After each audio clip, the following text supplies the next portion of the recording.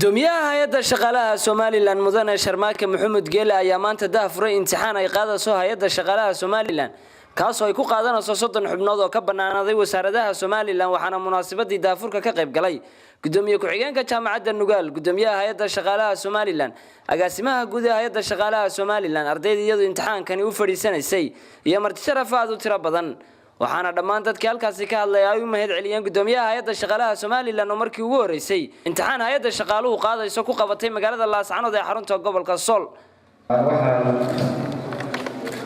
ambalyo iyo ogaadin jeedinaya maamulka hay'adda shaqaalaha oo ugu horeeya gudoomiyaha oo runtii wax cusub soo kordhiyay waa tallaabo horumar muujinaysa waa tallaabo transparency muujinaysa waa tallaabo kalsooni siinaysa dhalinyarada oo markii ugu horeysay ee loo ogolaado in imtixaan lagu galo gobolada waxay chance siinaysaa dhalinyarada aan chance u helay inay gaadhaan caasimadda dalka waxay chance siinaysaa dhalinyarada ay adkaan lahayd inay ogaadaan oo horta inboosas bannaan yihiin iyo in kale arrintaa aad iyo aad baan ugu bogaadinaynaa gudoomiyaha hay'adda shaqaalaha Somaliland Sharmaake Maxamed Geele ayaa madashaasi ka soo jeediyay khudbad soo jeedatay qulubta dadkii halkaasi ku sugnaa taas oo inteeda badan ku taxalluqday inay si cadaalad ah u qaadi doonaan imtixaankani dhammaantiin marka hore waa idin hambalyeynaya waxaan idinku hambalyeynaya Ilaahay subxaanahu wa tacaala nimcooyinka uu siiyay ee caafimaadka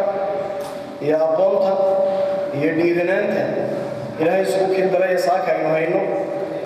adduunyada inta lagnaba in baa ka maqan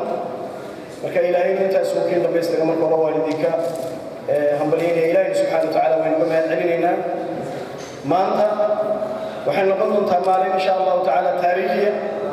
maalin dhammaantiin ba xasuusteena ku jiri doonta maalin ay ugu fadhina imtixaan wax ka badan oo ah inaynu soo noolayno tartankii guud ahaan Soomaaliya aynu la rabnay hiilkii aynu qalinka iyo cadaaladda iyo qarannimada aynu la rabnay maamul-daadejintii aynu doonaynay qof walba gurigiisa inay ugu timaado guusha xaq u leeyahay inuu gaadho saaka waxaynu u fadhinaa guushaas taariikhiga dhammaantiin markhaati ka noqotaan inaad abay xasuusideen noqoto maalintii halka aynu fadhinay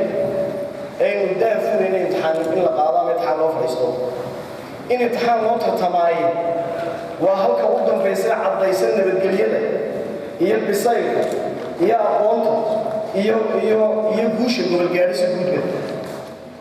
maanta inaad xagga intaad soo fadhiisataan aad tartantaan nabadgelyada iyo quruxda ay nagu socoto waxay albaabka ka xiraysaa cid walba oo gobolka Sool ama guud ahaan Laascaanood u taqaanin meel fog ama amnigeega warwar kaga jiray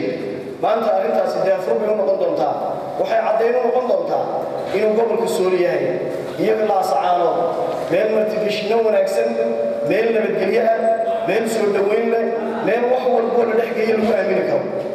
gabagabadiina gudoomiyaha hay'adda shaqaalaha Somaliland ayaa ardayda imtixaanka galaysa hortooda ku dhaariyay macallimiinta qaadaya imtixaankan inay si cadaalad ah u sixi doonaan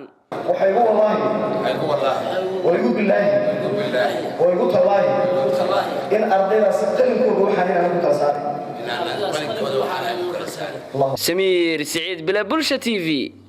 Laascaanood